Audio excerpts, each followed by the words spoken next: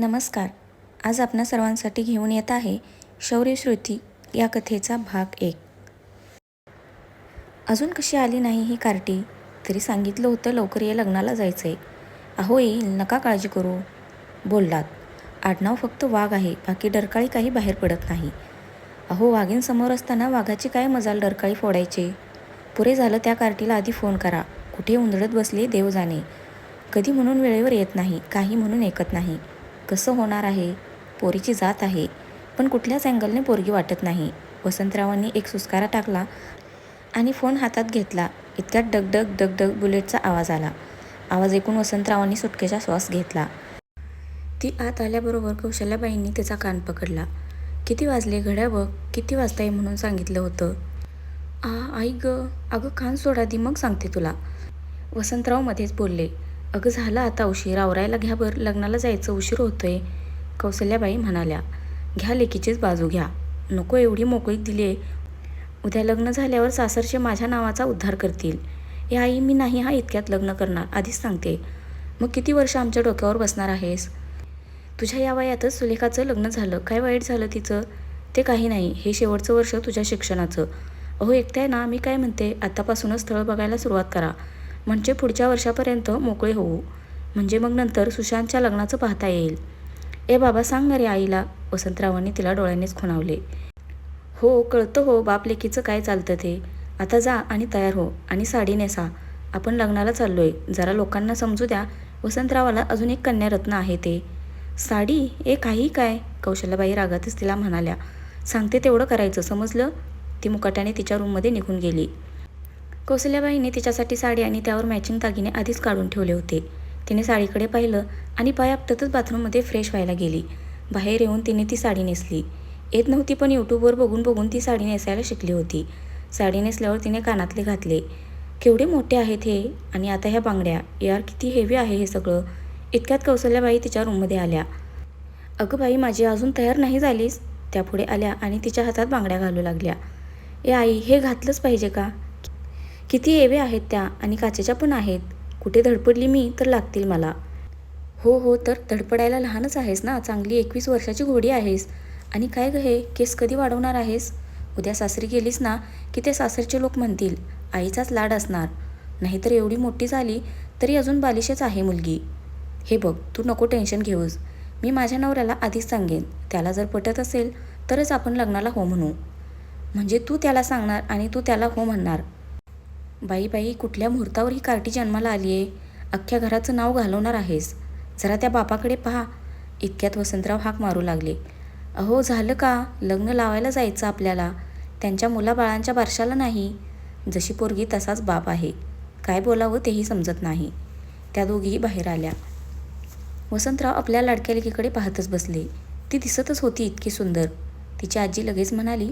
अगं कौसल्या, दृष्ट काढ बाई पोरीची, आज कसली भारी दिसतेय. ए आजी, दृष्ट काय काढ, जोकर केलाय माझा. बघ कसं दिसतंय हे तर. ही आहे आपल्या कथेची नायिका श्रुती वसंत वाघ. वसंतरावाचं शेंडफळ, BSc लास्ट इयर. कराटेमध्ये ब्लॅक बेल्ट मिळाला आहे. Height 5 foot 7 inch. समोरचा नडला तर फुटलाच. कॉलेजची बुलेट क्वीन. नृत्यात पारंगत. सगळ्या प्रकारच्या फंक्शनमध्ये कॉलेजमध्ये पुढे असायची. केसांचा बॉयकट. अख्ख्या कॉलेजमध्ये रावडी म्हणून फेमस होती. घाईघाईत वसंतराव, कौशल्याबाई आणि श्रुती तिघेही लग्नाला निघाले. निघताना आजीबाईंना जेवण करून घ्या, नाहीतर पिक्चर बघायच्या नादात विसराल, असे सांगून ते तिघेही निघाले. आजीबाईंना गुडघेदुखीचा त्रास होता, त्यामुळे त्या घरीच थांबल्या होत्या.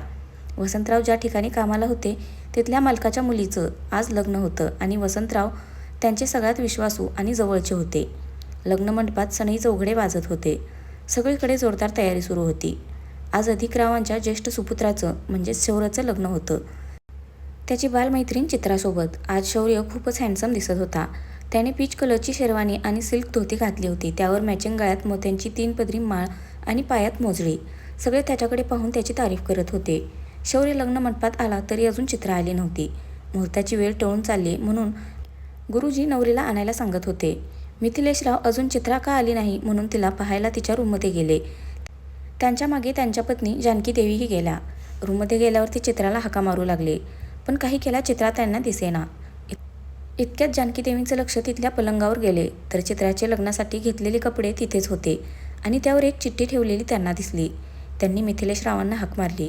अहो, ही चिठ्ठी कसली आहे? मिथिलेश रावांनी लगेच ती चिठ्ठी उचलली आणि ते वाचू लागले. प्रिय डॅड, मी हे लग्न करू शकत नाही. का तेही सांगू शकत नाही. प्लीज जमल्यास मला माफ कर आणि माझा शोध घेऊ नकोस.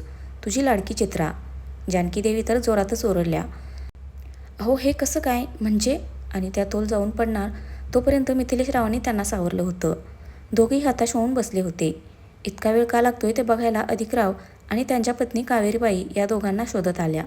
मिथिलेश रावांना असं हताश होऊन बसलेलं पाहिल्यावर अधिकरावांनी काय झाले ते विचारले. मिथिलेश रावांनी चित्राने ठेवलेली चिठ्ठी त्यांना वाचायला दिली. अधिकरावांच्याही पायाखालची जमीन सरकली. कितीही झालं तरी ते दोघे बालपणीचे मित्र आणि बिझनेस पार्टनर होते. अधिकरावांनी मिथिलेश रावांना धीर दिला आणि पाणी प्यायला दिले. त्या दोघांनाही आधी शांत केले. पण आता पुढे काय करायचं हा मोठा प्रश्न होता. कारण लग्नासाठी नामवंत बिझनेसमॅन आले होते आणि ह्या दोघांच्या मैत्रीची आणि बिझनेसची सगळीकडे चर्चा होती. त्यात शौर्य लहानपणापासून चित्रावर प्रेम करत होता आणि आता या क्षणाला नेमकं काय करायचं हा दोघांसमोर मोठा प्रश्न होता. कोणीच कसं येत नाही अजून, म्हणून शौर्य लग्न मंडपातून उठून या सगळ्यांना शोधत आला. त्याने अधिकरावांना त्यांच्या तिथे येण्याचं कारण विचारलं. तसं अधिकरावांनी त्याला चित्राने लिहिलेली चिठ्ठी दाखवली. तो तर पुरता हादरला होता. हे कसं शक्य आहे? तिचंही माझ्यावर प्रेम आहे असंच म्हणाली होती ती, आणि अशी कशी कोणतंही कारण न सांगता निघून गेली? शौर्याला खूप राग येत होता. नाही म्हटलं तरी दोन्हीही घरच्यांच्या इज्जतीचा प्रश्न होता. शौर्य रागातच हाताच्या मुठी आवळून चिडून बोलला. डॅड, बाहेर काय सांगायचं आता? लग्न मोडलं म्हणून? अधिकराव त्याला म्हणाले. थांब शौर्य, असं अततायितपणे निर्णय घेऊन चालणार नाही. थोडा विचार करू दे. शौर्य चिडला होता. आता काय विचार करायचा डॅड? जे झाले ते बदलता येणार नाही. त्यावर अधिकराव त्याला म्हणाले. हो, पण दोन्ही घरांच्या इज्जतीचा प्रश्न आहे. काय आणि किती बदनामी होईल? कोणीच कुठे तोंड दाखवायच्या लायकीचं राहणार नाही. मग काय करायचं आता? शौर्य हताशपणे म्हणाला. तसे ते सगळेजण हताश होऊन विचार करत बसले. इतक्यात तिथे वसंतराव त्या दोघांचा विश्वासू माणूस आला. लग्न का थांबले हे विचारायला ते आले होते. त्याने मिथिलेश रावांना हाक मारली. साहेब, काय झाले? लग्न का थांबवले? बाहेर लोक नको नको त्या चर्चा करत आहेत. आता मात्र सगळेच हादरले. मिथिलेश रावांनी चित्रा लग्न मंडपातून गायब असल्याचे सांगितले. त्यावर वसंतराव त्यांना म्हणाले. अहो, शोधा असतील इथेच. त्यावर मिथिलेश रावांनी त्यांना सगळी परिस्थिती सांगितली. वसंतरावांनाही समजेना आता काय करायचे ते. इकडे श्रुती हातातल्या अक्षता एक एक करून इकडे तिकडे टाकून वैतागली होती. ए आई, लग्न का लागत नाहीये? किती वेळ वाट पाहायची? मला आता कंटाळा आलाय आणि झोपसुद्धा. तशा कौसल्याबाई तिला म्हणाल्या. ए बाई, इथे झोपू नकोस. आणि झोप यायला काय झाले? बसली तर आहेस नुसती. आणि तुझे ते बाबा कधीचे आत गेलेत, ते पण अजून बाहेर आले नाहीत. जाऊन बघ जा जरा त्यांना. श्रुती पाय आपटतच तिच्या बाबाला शोधायला गेली. एक एक रूममध्ये ती बघत होती. इतक्यात तिला एका रूममधून आवाज आला, म्हणून ती त्या रूमजवळ गेली. तिला तिचा बाबा दिसल्यावर तिने त्याला हाक मारली. काय रे बाबा, कधीचा आलायस इकडे? चल ना, बोर होते रे आता. वसंतरावांनी तिच्याकडे पाहिले आणि तिला म्हणाले. तू पुढे हो बेटा, आईजवळ थांब, मी आलोच थोड्या वेळात. तिला पाहून अधिकरावांच्या डोक्यात एक कल्पना आली. त्यांनी तिला थांबायला सांगितले आणि ते वसंतरावांकडे वळले. हे बघा वसंतराव, तुम्ही आमचे विश्वासू आहात. मी जे बोलते ते तुम्हाला पटते का ते बघा. वसंतराव त्यांना म्हणाले. म्हणजे तुमची मुलगी आम्हाला सून म्हणून चालेल? त्यांनी मिथिलेश रावांकडे पाहिले. त्यांच्याही क्षणभर लक्षात आले नाही. जेव्हा लक्षात आले तेव्हा तेही म्हणाले. हो हो, प्लीज वसंतराव, आमची केलेली अब्रू आता तुमच्याच हातात आहे. वसंतरावांना तर काहीच समजेना. ते म्हणाले. अहो, हे कसं शक्य आहे? माझी मुलगी अजून लहान आहे आणि कसं म्हणजे मी खूप साधा माणूस आहे. तुमची बरोबरी नाही करू शकत मी. तुम्ही समजून घ्या. श्रुतीला तर काहीच समजत नव्हते. ती दारात उभी राहून उजव्या हाताच्या करंगळीचं नख कुरतडत ह्या सगळ्यांचं बोलणं ऐकत होती. अधिकरावांनी तिला आत रूममध्ये बोलावले. ती आत आली. तिची आणि शौर्याची नजरानजर होताच दोघेही एकसाथ ओरडले. शौर्य तिला म्हणाला. तू इथे काय करतेस? आणि ती शौर्याला म्हणाली. सर, तुम्ही इथे म्हणजे तुमचं लग्न आहे? सगळेच त्या दोघांकडे आश्चर्याने पाहत होते. आता तुम्हाला कळलंच असेल कथेचा नायक कोण आहे ते. शौर्य अधिक राज्याध्यक्ष. वडिलांचा बिझनेस असून देखील शिक्षणाची आणि शिकवण्याची आवड असल्यामुळे कॉलेजवर प्रोफेसरची नोकरी करत होता. त्यात मॅथ्स विषयात मास्टरकी केली होती आणि श्रुतीच्या क्लासला तो मॅथ्स विषय शिकवायचा. हाईट 6.5 फूट होती. एकदम हँडसम होता. पोरी तर त्याला बघून फ्लॅट व्हायच्या. त्यात त्याची ती किलर स्माईल. पोरी पार फिदा होत्या त्याच्यावर. श्रुती मॅडम वगळता. तिला हा सगळा फालतूपणा वाटायचा. सगळेजण शौर्य आणि श्रुतीकडे आळीपाळीने बघू लागले. म्हणजे तुम्ही दोघे एकमेकांना ओळखता? अधिकराव आश्चर्याने म्हणाले. शौर्य म्हणाला, हो डॅडी, ती माझी स्टुडंट आहे. मग काय झालं? अधिकराव म्हणाले. ओळखताय ना, बस झाले. हे पहा साहेब, खरंच सांगतोय. अहो खरंच माझी मुलगी लहान आहे अजून. तिला या सगळ्याची समज नाही. अल्लड आहे. अजून तिला नात्यांची जाण नाही. वसंतराव, तुम्ही नका काळजी करू. आम्ही आहोत ना, आम्ही सांभाळून घेऊ. इतक्यात श्रुती म्हणाली, म्हणजे तुम्हाला काय म्हणायचं आहे? माझं लग्न सरांशी? नाही नाही नाही नाही, आपल्याला नाही जमणार बुवा. एकतर हे इतके आकडू आहेत. हसतानाही मोजून मापून हसतात. चॅक, तिने तोंडाने आवाज काढला. आपलं अन ह्यांचं नाही जुळणार.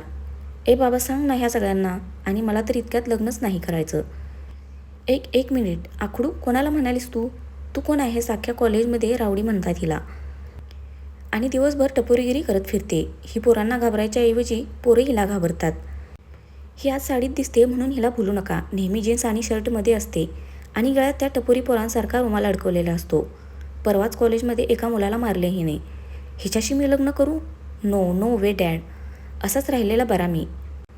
मग त्यात काय आता? तुम्हाला जमत नाही टपोरीगिरी, त्याला मी काय करणार? आणि त्या मुलाला मारलं कारण तो येणाऱ्या जाणाऱ्या मुलींची छेड काढत होता. आपण उगीच कोणाला पण हात लावत नाही. आणि आपल्याला पण हौस नाही तुमच्याशी लग्न करायची, समजलं काय? श्रुती पण फुल ॲटिट्यूडमध्ये त्याला बोलली. बघितलं डॅड, हिची भाषा कशी आहे ते? ही तुम्हाला सून म्हणून पाहिजे. श्रुती, ही कोणती पद्धत आहे मोठ्यांशी बोलण्याची? वसंतराव जरा मोठ्या आवाजातच बोलले. तशी श्रुती कान पकडून लगेच सगळ्यांना सॉरी म्हणाली आणि वसंतरावांना म्हणाली, तू चिडू नकोस ना रे बाबा प्लीज. श्रुती आणि शौर्य, तुम्ही दोघे पण शांत बसा. निर्णय आम्ही घेणार आता. हे बघा वसंतराव, तुम्ही आमचे जुने विश्वासू आणि आमच्या मर्जीतले आहात. तुम्हाला पाहता तुमचे संस्कार चांगलेच असणार. आणि राहिला प्रश्न तिच्या रावडी असण्याचा, तर आम्हाला ही रावडी आमची सून म्हणून पसंत आहे. काय मिथिलेश, मी बरोबर बोलतोय ना? हो, अगदी बरोबर आहे. आजपासून ही माझी मानसकन्या. लग्नाचं टेन्शन घेऊ नका, सगळा खर्च माझा. इतक्यात कौशल्याबाई तिथे आल्या. अहो वा, किती वेळ झालं शोधते. आणि ती कार्टी कुठे कधीची तुम्हाला बोलवायला गेली. कुठे कडमडली कोणास ठाऊक. वसंतरावांनी कौशल्याबाईंकडे रागाने पाहिले, तशा त्या वरमल्या. इतक्यात कावेरीबाईंनी त्यांना आतमध्ये बोलवले. कौशल्याबाई सगळ्यांना बघून भांबावल्या. वसंतरावांनी डोळ्यांनी शांत राहायची खूण केली. पण शांत बसतील त्या कौशल्याबाई कसल्या? अहो काही झाले का? म्हणजे ते अजून लग्नही लागलं नाही. मग वसंतरावांनी लग्न न लागण्याचं कारण कौशल्याबाईंना सांगितलं. त्यावर त्या म्हणाल्या, मग आता जाऊया घरी. इथे थांबून काय करायचं? माझी कामं खोळंबलेत घरी. चला बरं लवकर. का तुम्ही नंतर येताय? मी आणि श्रुती जातो घरी. आता मात्र वसंतराव चिडले. अहो जरा पुढचंही ऐकून घेत चला जरा. साहेबांनी आपल्या श्रुतीला मागणी घातली त्यांच्या मुलासाठी आणि लग्न आता करायचं म्हणतायत. म्हणजे कौशल्याबाईंनी न समजून विचारले. त्यावर अधिकराव म्हणाले, हे बघा ताई, चित्रा ऐन लग्नातून गेली. आता जर लग्न झालं नाही तर दोन्ही घराण्यांची बदनामी होईल. म्हणून आम्ही आमच्या मुलासाठी तुमच्या मुलीला पसंत केले. मिथिलेशराव पुढे आले आणि म्हणाले, ताई, आता ती माझीही मानसकन्या आहे. तर लग्नाचा सगळा खर्च मीच करणार आहे. तुम्हाला फक्त तुमची मुलगी द्यायची आहे. कौशल्याबाईंनी वसंतरावांकडे एकदा पाहिले आणि मग ह्या सगळ्यांकडे. अहो हे कसं जमेल? म्हणजे आम्ही काही तुमच्या तोलामोलाचे नाही. आणि अजून माझी श्रुती लहान आहे. इकडे श्रुती डोळे बारीक करून कौशल्याबाईंकडे बघत म्हणाली, हे आई, तूच तर सकाळी म्हणालीस ना 21 वर्षाची घोडी झालीस आणि आता लहान आहे म्हणतेस. एकदा काय ते ठरव ना. तसं कौशल्याबाईंनी तिच्याकडे रागाने पाहिले आणि तिला म्हणाल्या, गप्प बसतेस का जरा? सगळे श्रुतीकडे पाहून हसत होते. हे बघा, अशी आहे ही थोडी वेंधळी. कुठे काय बोलावं तेही समजत नाही हो तिला. तुम्ही तुमच्या मुलासाठी दुसरी मुलगी पहा ना. त्या तशा बोलल्यावर जानकीदेवींनी कौशल्याबाईंसमोर हात जोडले. ताई, उपकार करा, आमच्या मुलीने आमची अब्रू घालवली आहे.